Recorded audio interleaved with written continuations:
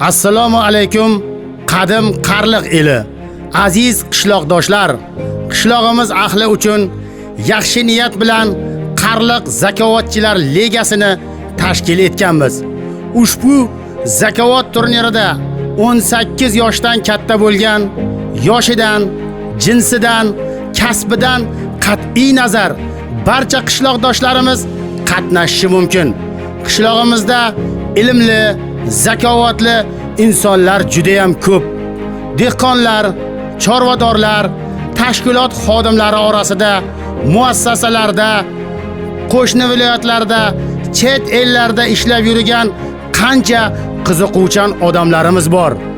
Turli kasb egalaridan turli jamoalar bo'lishini istaymiz. Oilaviy jamoalar bo'lsa deymiz.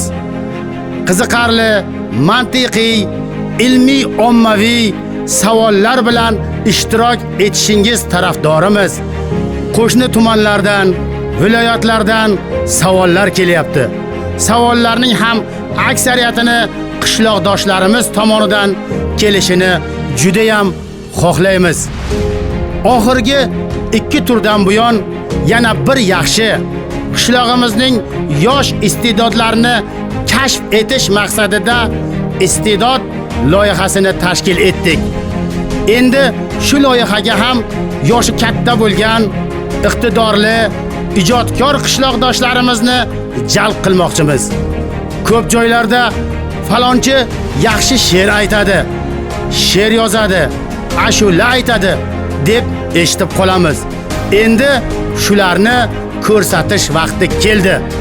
Televideniyada ovoz, artist, talant shou kabi ko'plab iste'dodlarni yuzaga chiqarayotgan bir qancha ko'rsatuvlar bor.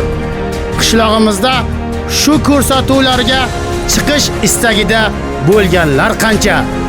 Biz shunday talantlarni zakovat turniri davomida namoyish etib boramiz. Hammani faollikka chorlaymiz.